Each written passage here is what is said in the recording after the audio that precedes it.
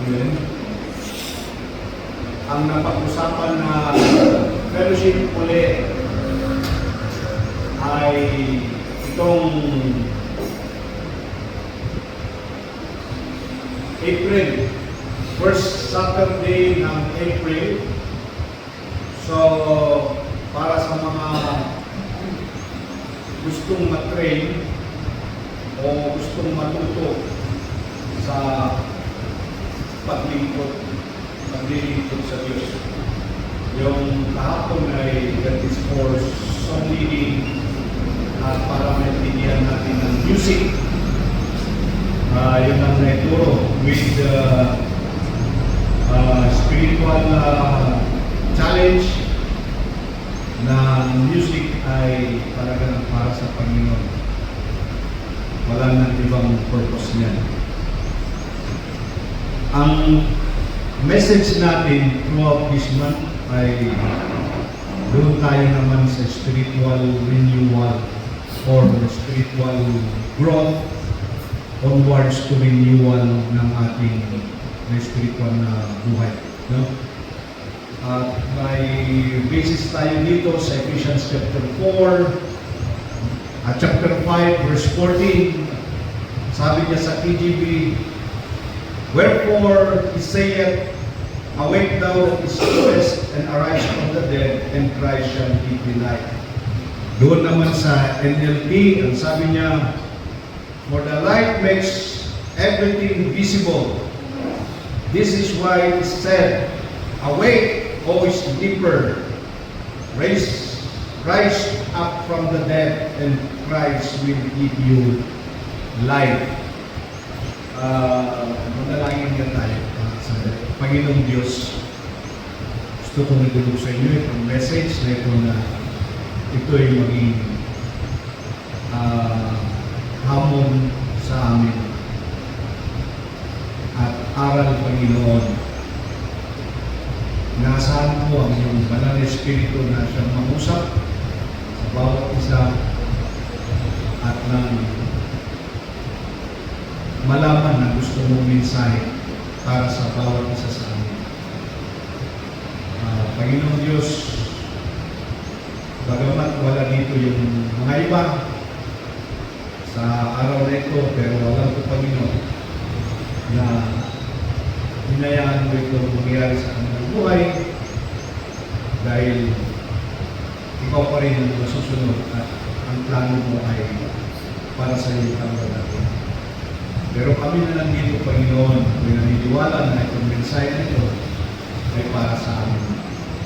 Kaya ikaw ang mangusap dahil ikaw ang nakakalam ng mensahe na ito. Gamitin mo yung alagad na siya magbahagi ng mensahe galing sa iyo, Panginoon.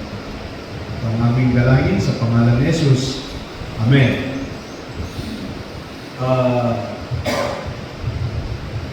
Spiritual renewal. Pag sinabing spiritual renewal, yung pag-usapan natin ay yung pagpapalakas. Pag sinabing renew ay pagpapabago, mababago ulit. Pag luma na yung license mo, driver's license mo,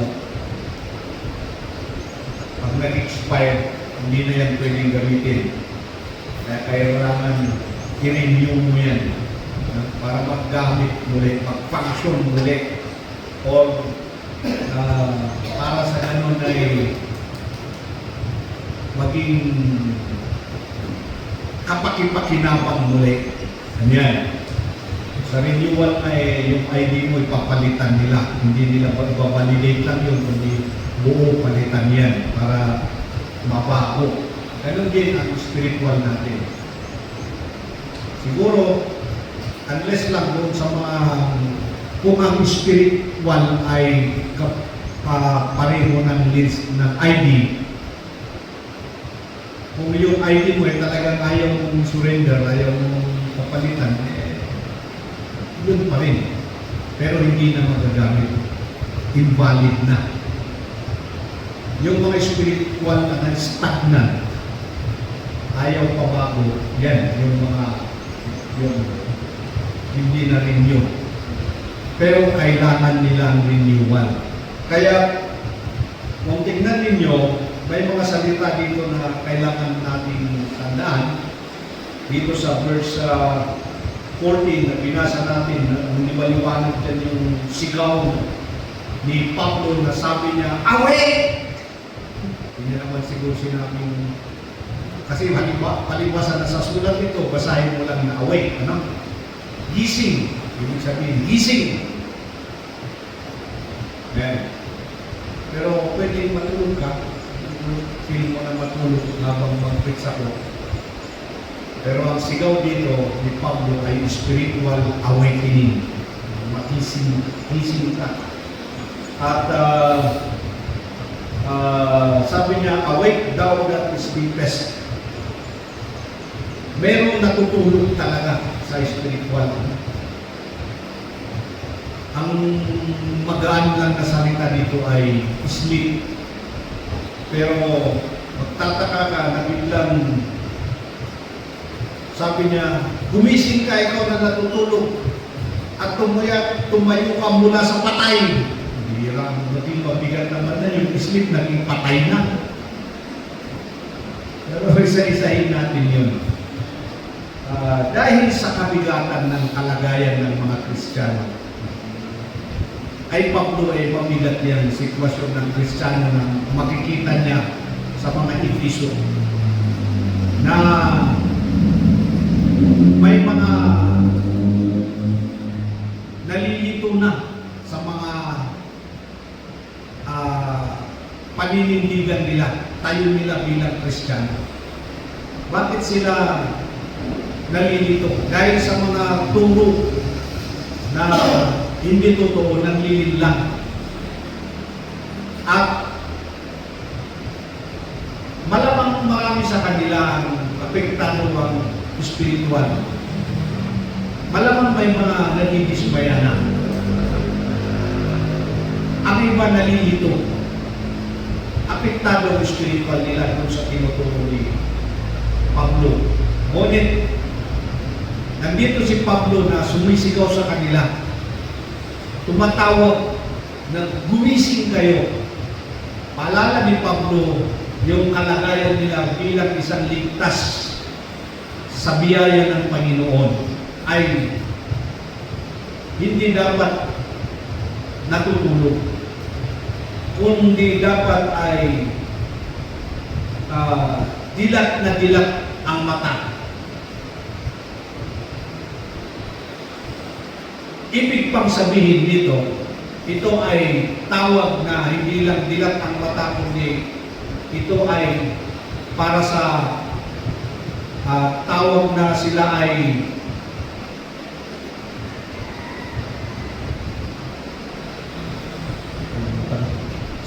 mamulat. Mamulat na.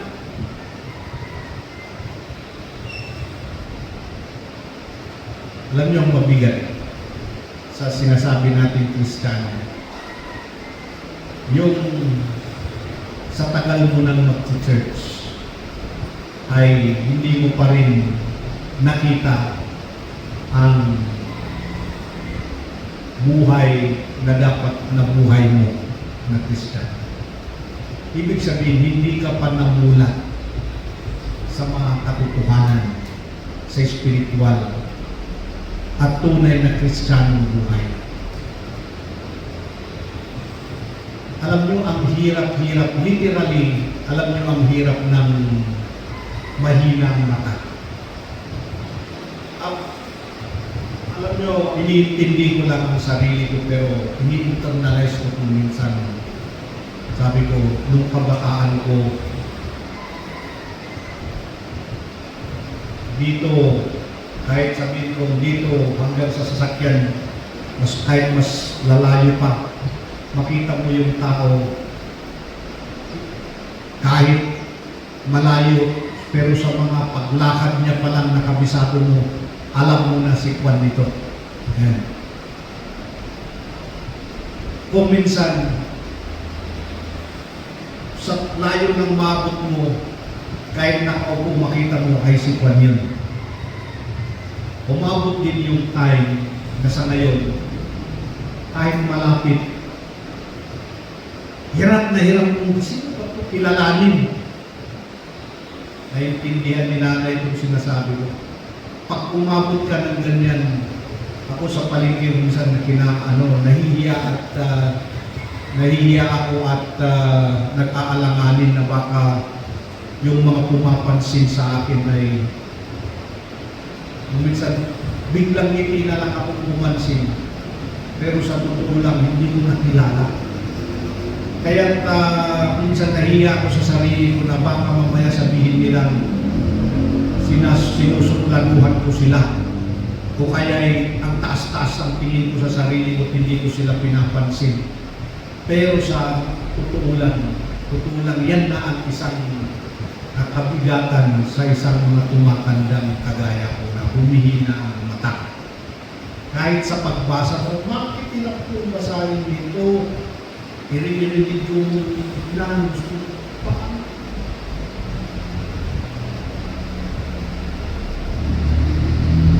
Okay. Lalo naman hindi mo makita, lakin mo yung mata mo, hindi mo makita. Si Mrs. na halos pumikit na yung mata niya. Tignan niya. Kita mo ba? Ikit mo na yung mata mo. Sa malabo. Alam niyo, ang hirap pag ikaw ay Kristiyano, hindi ka pa rin nakakakilala ng ano ang dapat. Malabo ang mata mo. Alam niyo ang mahirap? Yung mula noong nag-umpisa ka ay yung malabo, hindi mo hinanapan ng paraan para makita mo, para mag-iwanan. Ang nangyari, sa tagal-tagal mo, malabo pa rin, hanggang lahat na ay malabo pa rin. So, Kristiyanong malabo. Wala kang kakayahan na makita ang tamang buhay Kristiyano. Kaya yan yung Sunday school natin. Hindi mo na makikita ang biyaya ng Diyos. Alam mo, hanggang nararamdaman mo nang sasabihin mo, ay salamat, buhay pa ako. Kung minsan hindi mo pa makikita yun, hindi ka pa nagpapasalamat. Minsan, umaga, hindi mo na na-appreciate na buhay ka sa umaga yan. Dahil ang alam mo, basta umaga talaga, buhay ka. Magugulat ka na lang na biglang isang araw, hindi ka na gumising. Sa bagay, hindi ka naman nag-a-appreciate. Malamang wala lang sa'yo kung gumising ka na hindi. Pero pag sinabihan ka na, hindi ka nagigising bukas ng umaga, takot ka na, takot. Tapos gusto mo, Lord, huwag naman sana, gisingin mo sana ako bukas. Dahil nalaman mo hindi ka gigising. Kung may sakit ka, alam mo malala yung sakit mo, sabihin mo, Lord, gamutin mo ako, gisingin mo pa ako, pahabain mo pa ang buhay mo. Yan ang sinasabi mo. Pero kung wala kang nararamdaman, hindi mo nakikita yun. Blurred yung mata mo. Kaya ikaw yung malabong Kristiyano. Sakit naman yung malabong Kristiyano. Sabihin. Pero yan po, sa mga ina-addressan dito ni Pablo, ay mga Kristiyano, chapter 2, saved by grace. Naligtas sa biyaya ng Diyos. At sabi ni Pablo, kayo yung mga tao na noon ay ganito ang buhay ninyo, nabubuhay kayo ayon sa kadiliman. Chapter 2, verse 1. Ngunit kay Kristo kayo ay nabago. Gumising kayo dyan sa katotohanan na yan. Gumising kayo, yan ang kalagayan ninyo. Dapat tugma kung talagang kayo ay ligtas. Ang ganun ba? Sa atin, ang hirap dito. Isang taong malabo. Ayaw ko naman na pangalanan nitong Malabo Christian Church. Gusto nyo, gawin natin, yung pangalan niya, palitan natin. Malabo Church of Quiacan. Sino may gusto? Hindi maganda. O kasi yung sa atin, maliwanag yan, dim. Ilaw yan eh. Tapos palitan natin ng malabo. Dahil malabo yung pagka-Kristiyano, hindi, walang kakayahan makita. Alam mo, Kristiyano, kung hindi mo makita hanggang sa ngayon, ang mga gusto ng Diyos sa buhay mo, na klase ng buhay, hindi ka ni kailanman magniningning, hindi ka magkikilaw. Okay, kaya pintahan natin. So, yan po ang call. No? Mayroong call to wake up. Call to awake. Yung buhay, yung dilat na dilat ng mata. Okay? Wala naman sinasabi niya na rin. Walang patama dito dahil yan ang sinasabi dito sa Ephesians chapter 4 at chapter 5 verse 14. Second, na makita natin the condition when arise. Ano ang kalagayan ng gising? Pero bago po tayo doon, punta doon sa condition, tingnan natin muna yung condition ng patay. Kasi sabi ko nga kanina, no? Bakit yung sabi niya, awake thou that is sleepest, gising kayo, kayong mga tulog. Biglang napunta at bumangon kayo, tumayo kayo mula sa mga patay. Bumigat yung salitang gising, tulog, na dapat gising, napalitan ng tumayo na kayo dyan sa mga patay. Ibig sabihin, parang i-picture mo, pinaramdam ni Pablo na ang mga Kristiyano sa Ephesus, sa kalagayan nila, sila yung mga Kristiyanong tulog at hindi nila nakikita na ang kanilang kinaroroonan ang nakitan nagiti Episo mati ayat na gaya ket adda dahil ayat nagiti natay. Doon sila sa mga patay. Just imagine, pag iliteral mo ito na picture, sarap ng tutulugan mo pero patay yung nangangamoy ng mga bangkay. Sabi ni Pablo, gumising kayo, tumayo kayo mula dyan sa mga patay na yan. Alam niyo yung salitang patay, mabigat yan. Mabigat na salita. Ibig sabihin ni Pablo, spiritually patay. Malamang hindi siguro kasi sa chapter 2, pinakita ni Pablo na noon, kayo ay patay, ngunit binuhay kayo ni Kristo. Ito uli at nagamit na magpaliwanag si Apostol Pablo na ang pagiging o kalagayan ng pagiging tulog, pag hindi mo yan pinapansin, pinapabayaan mo na malabo o tulog ka spiritually, ay ang kalagayan mo, nabubuhay kang parang buhay. No? Mahirap ito na kalagayan. Nabubuhay ka na parang buhay. Anong ibig sabihin? Patay ka. Kaya maraming totoo yan. Maraming mga tao na gumagalaw pero patay yan.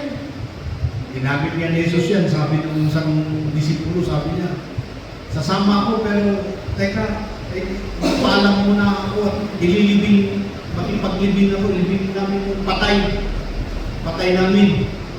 Sabi ni Jesus, pabayaan mo yung mga patay at ilibing nila ang kanilang mga patay. Let the dead bury their dead. Intindihan mo ba yan? Yung mga, ang sabi nga, nagmamakpaalam para ilibing niya yung patay. Pero tinawag sila ni Jesus, pabayaan mo yung mga patay na yan, at ilibing nila yung mga patay.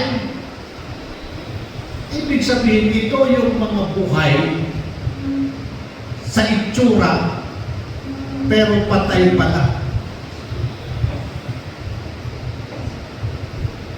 Kaya tinawag ko kanina na parang buhay. Buhay na patay, na parang buhay. Ang buhay na patay ay parang buhay. Ay nako, nagkagat-sunod din na ito yan. Nangyari din. Alam nyo, para maintindihan niya, ang patay o kaya natutulog na sinasabi ni Pablo dito. Binuksan nyo sana yung Bible ninyo para maintindihan nyo yung verse 14. Sabi niya ay ang tulog, para maintindihan natin, ay ang kalagayan niya ay unconscious. Unconscious. Ang katumbas niya, patay.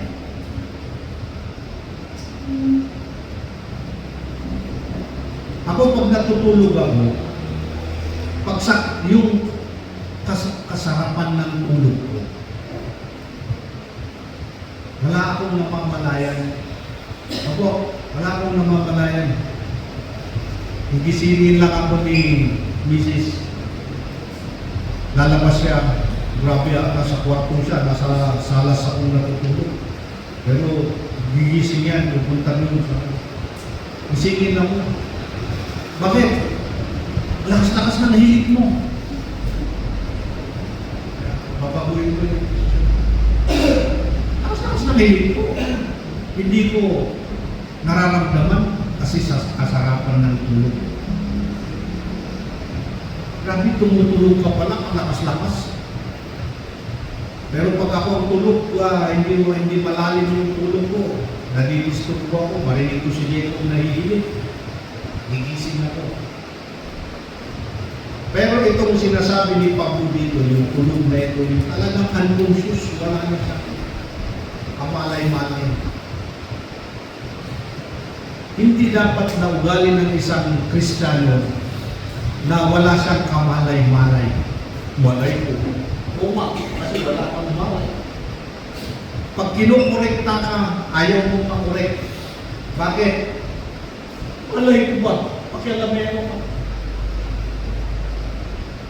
Tinuturuan ka, hindi ka maturuan. Bakit?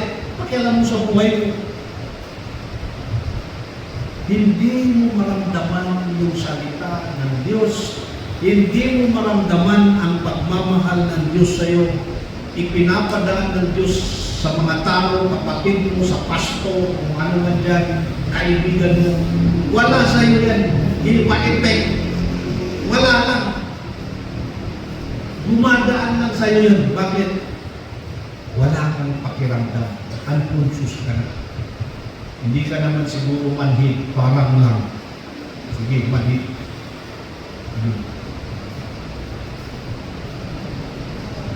Maraming nagsasakot na Kristiyano dahil sa pagiging tulog. At pag sinabi kong tulog, ang katumbas nito, patay, unconscious. Hindi yan. Si Mrs. ko nga, reklamo niya noon eh. May ginagawa siya noon. Wala ko pakialam. Tapos, pag napuno na yung salot, reklamo na, sabihin niya, manhid ka kasi wala kang nararamdaman. O naman sabihin ko, bakit anong problema mo? Ba't di mo kasi sabihin ng diretso? Bakit Diyos ba ako at mararamdaman ko yan? Nakikita ko yan. Eh, may punto din naman kung minsan. Nireklamo ko sa pagiging kamanhigan na. Eh di mas mahirap pa kung sabi natin patay tayo. No? Ang katumbas natin. Unconscious tayo. Walang naramdaman. Walang nakikita. Matigas na yung damdamin. Bulag na yung mata. Tulog na yung isip. Just imagine, sa isang tao may 5 senses. Spiritually, wala na rin. Pero nag-church naman.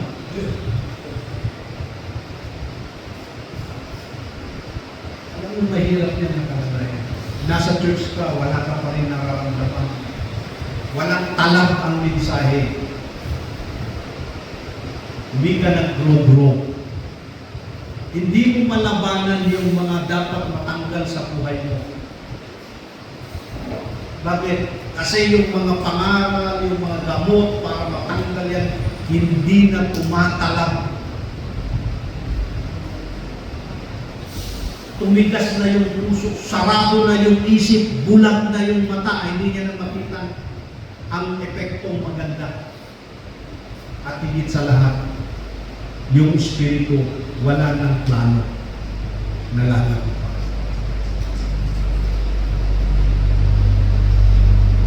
Yan. Ang apostol natin, si Pablo, ay nagsasalita sa mga believers na ito ay hindi kamatayan ng katawan, hindi physical death, kundi ito ay pagiging spiritual na kabingian. Bingi. Yan ang isang senses. Katapos mo nag-church, uwi ka, ano? Ano sinabi ng pastor?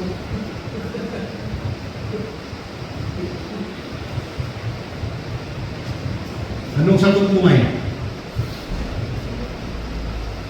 Punta ka kay pastor. Ulitin niya.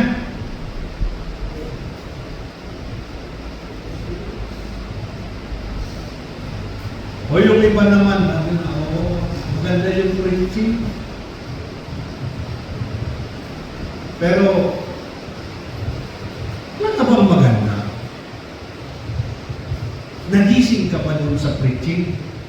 Pag nagising ka, maganda ka. Pero hanggang maganda lang, sabi mo, anong ganda mo? Pero hindi ka pa rin nagising sa katigasan ng puso. Anong nangyari? May tenga ka pero hindi ka nakarinig.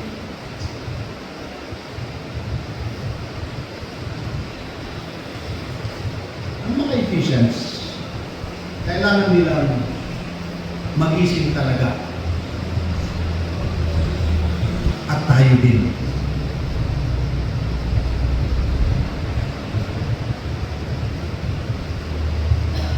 Anong ibigay sabihin dito?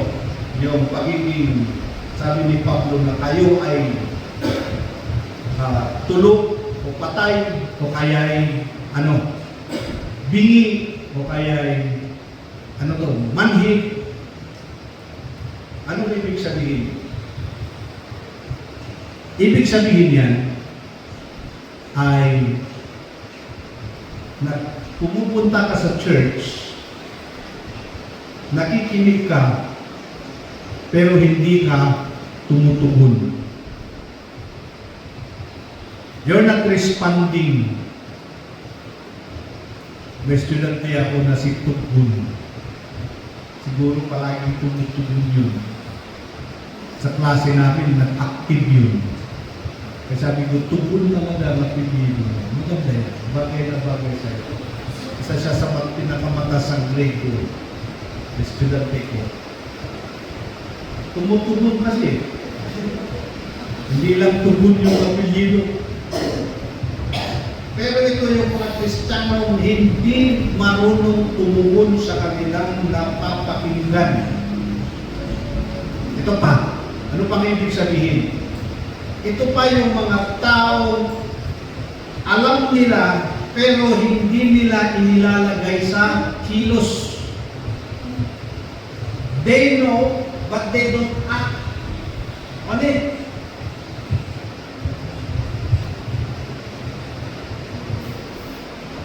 Nagsisika pa na nag-church na yun.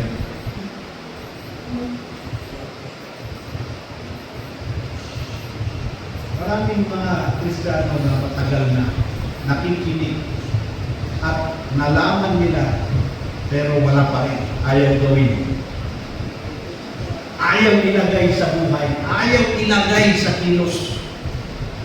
Talagang patay na. Kasi paano niya marinig yan? Tulog na eh. Matigas na ang puso eh. Bingi na eh. Anong masahan po yan? Pastor, mamurat-urat ka tangang kasama. Amboyo, ayaw ko lang naman na isang araw ako ang sisihin. Wala nang tinuro si Pastor. Meron. Doon salvation ako ng salvation in Christ. Faith, faith, faith. Love, love, love. Ito naman na yung panahon na gumising tayo. No? Kung mahal natin ng Diyos, kaya lang, kung maniniwala ka sa Diyos, ito na. Ano pang ibig sabihin pangatlo? Nag-church tayo, we attend church, pero hindi tayo sumasali. Ayaw mo. Ito yung mga sabing Kristiyano ang gusto lang pumunta sa church, umupo, makinig, umuwi.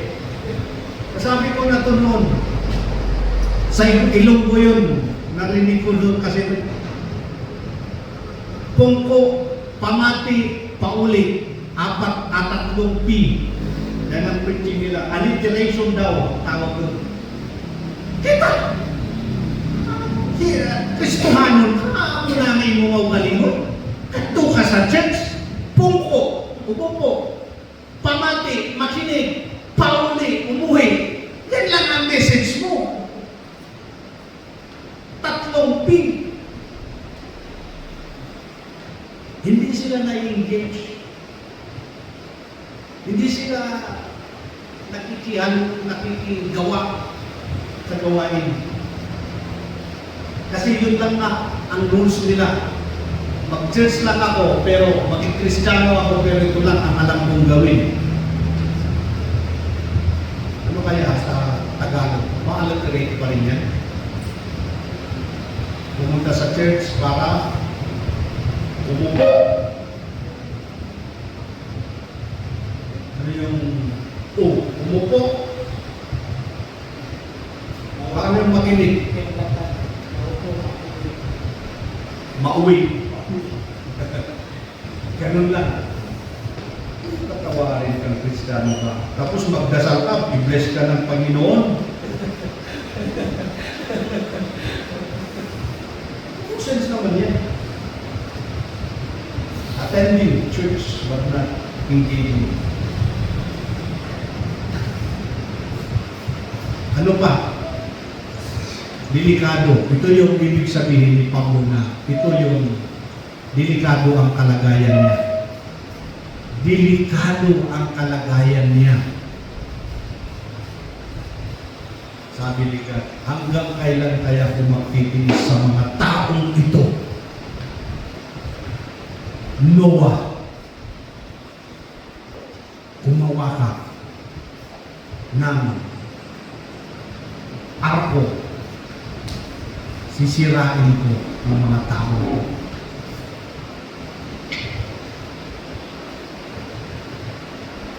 Yan ang mahirap kasi sa mahinang mga tao din na talagang ayaw magising. Dahil hanggat hindi nila nakikita yung resulta ng pagiging tulog, patay, buhay na tulog pero parang buhay, patay pero parang buhay, hindi nila nakikita yon dahil parang wala pang mga consequence na makikita. Ang mahirap dito, alam niyo kung bakit sabi natin danger, sabi ni Pablo na talagang ito ay patay. Alam niyo yung delikado dyan? Yung kung pati dulot, consequence, o resulta na pagiging buhay, patay ay hindi mo rin nakikita. Yun ang mahirap. Yun bang hindi mo na malaman kung bakit ang hirap-hirap ng Christian life mo? Yan ay palaging tanong lang sa'yo na walang kasagutan. Bakit nang hirap-hirap ng buhay ko?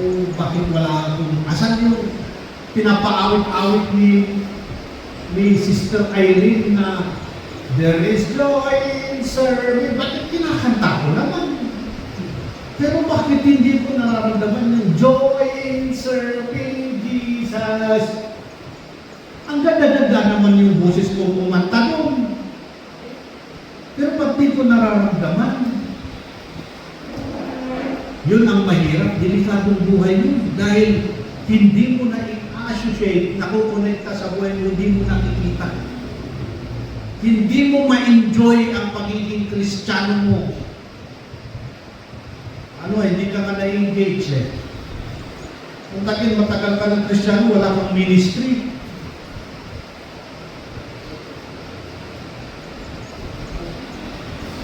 Opo.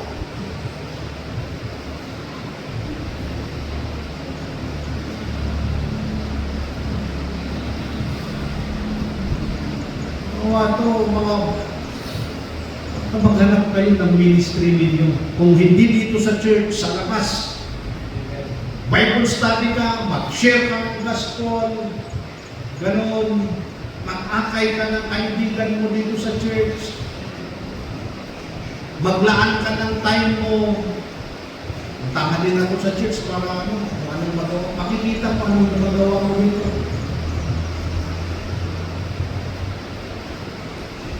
Brother Bayani, pumunta dito, sinet na yung time niya, maglinis daw. Ito naman si Mrs. Di ko lang kaya. Nabi niya, Piti, bantayan ko si Dito. Sasama ako doon sa mga. Nahiya ako, pero ito naman, siyempre, hinintindi niya. Ewan ko kung pina-ice cream ni Irene. Wala man lang binigay na ice cream. But you see, yan ang mga gawin natin. Dapat maghanap tayo ng ministry natin para hindi ka talaga patay na patay. Wala kang ginagawa. Delikado yan. Subukan mo walang ginagawa palagi, makupo ka ng buong maghapon. Gawin mo araw-araw. Mamaya baka kung ano ang orte ng upuan mo, yun ang upuan ng katawan mo. Subukan mo. Isa pa, you are unaware of danger. Hindi mo na alam na ang kalagayan mo ay delikado. Bakit? Madali kang malinlang at pwede kang gamitin ng diablo dahil wala kang alam mo.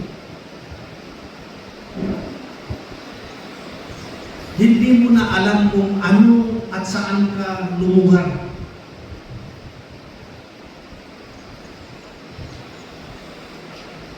Kita nyo kahit anong klase mong Kristiyano, pag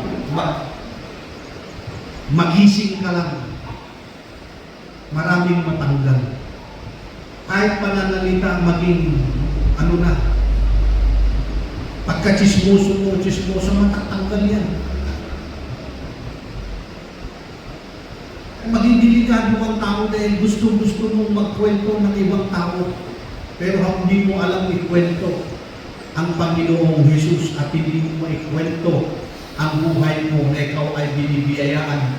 Paano ka magkwento na ikaw ay nabibiyayaan? Eh wala ka ng blessing, patay ka naman. Nahihiya ka naman magkwento na patay ka. Ni magsabi nga, mga kapatid, panalangin ninyo ako dahil talagang mahina akong spiritually. Ako, nasabi ko yan one time sa inyo. Prayer meeting, video. Struggle ako. Kahit pastor ako, sabihin ko sa inyo, pag-pray mo ako this time.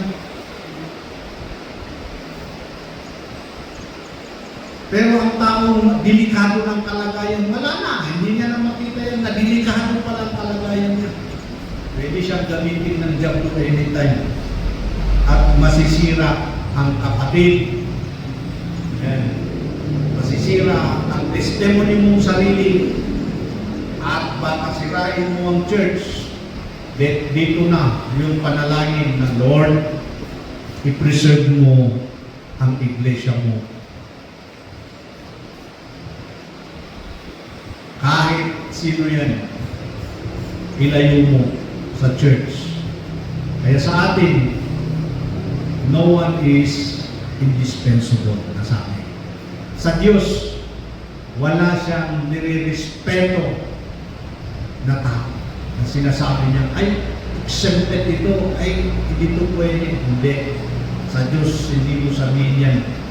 Dahil kung sinabi ng Diyos, hindi ka, ano dyan, matagal ka ng ano, pero ayaw mo magising, nakakasira ka na. At ang mahirap, kung ilagay ka ng Diyos sa kalagayan na ano yung sabi, illustration niya doon sa mga Israelites, ilagay ka sa isang disyerto na wala ka ng matawagan ng tulong, kundi ang Diyos lang. Wala ng tao na pwedeng malapitan mo at magbibigay ng tulong na gusto mo. Yan. Yan ang mga mahirap. Untakin mo.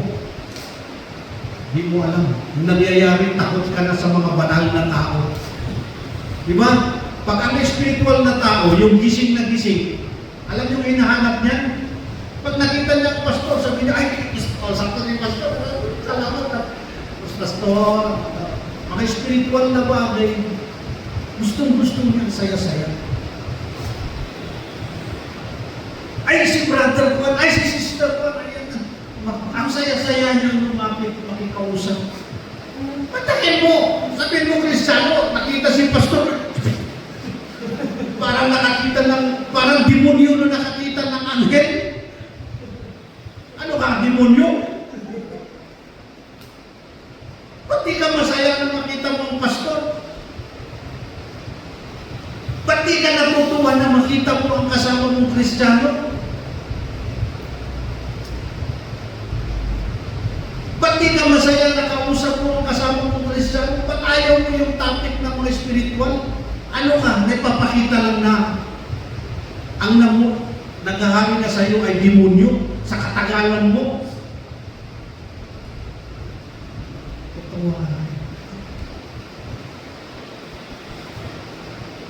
You are in danger. Lapit-lapit ka na. Pero wala akong husga sa iyo. Ang Diyos lang ang nakakaalam. Ang sinasabi ko, delikado. Ito yung mga inactive. Inactive. Bakit inactive? Hindi ibig sabihin na palaging nag-church active na. Hindi yan. Yan nga yung kung automatic pauli yan kung ganyan tayo. Anong mangyayari sa'yo? Wala kang involvement sa trabaho. Inactive yan. Simpleng bagay lang. Ang ganda, no? Dapat na-convert. Mula wala tayong alam, binago tayo ng Diyos. Nakilala natin ang Diyos, binago niyang buhay natin. Di ba gumanda na? Sana ganun. Ang problema, nung naging unactive ka na, dahil na-enjoy mo na, na-convert ka uli. From active, na-convert ka to patay. Anong nangyayari? Naging inactive ka na. Ano ba yan? At yung patay, hindi komportable. Hindi ka komportable. Pati mga pastor, pwede mga members, mga Christians, hindi sila masaya. Hindi sila feeling komportable sa'yo na makifellowship. Dahil baka puro na lang masasabi mo yung hirap mo. Bakit wala ka man lang masabing blessing? Hindi ka na komportabling kausap. Wala naman lang makita sa iyo, ngumingiti ka ng saya-saya mo. Puro ka na lang natulungkot at natatakot. Ugali ng diablo yan. Paano inugali ng masasabing isang Kristiyano yan? Yan.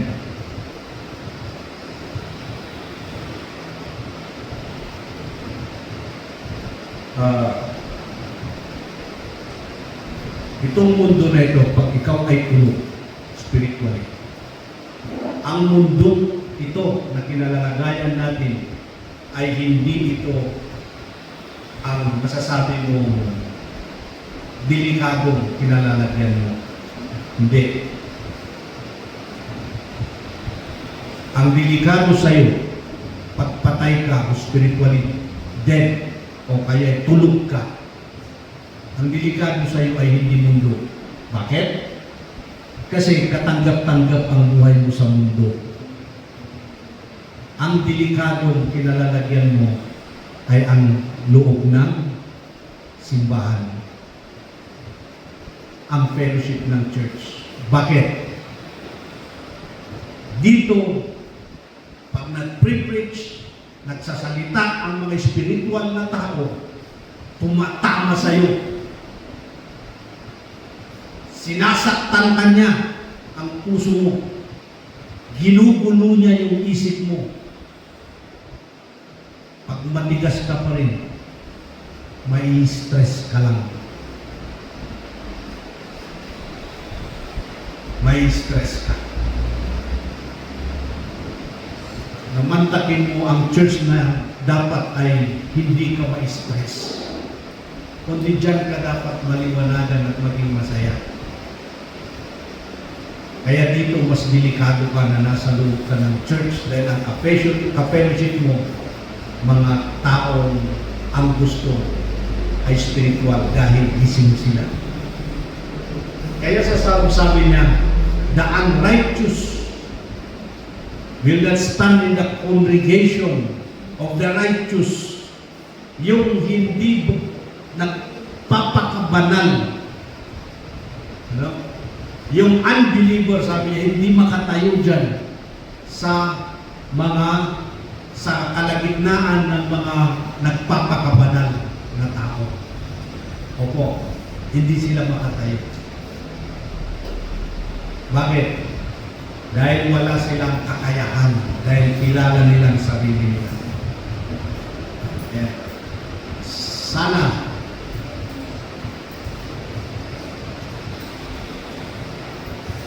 sa Sunday, dito kayo pare, tuloy naman natin yung next na aral natin dahil wala na tayong oras at makikita naman natin sa Sunday ang sabi ni Pablo na gumising kayo, yung arise. Dito, ang in-emphasize natin, yung awake at tulog. Natamaan ka ba? Ang solusyon, makatulong yung lesson natin sa Sunday. Sana magising tayo.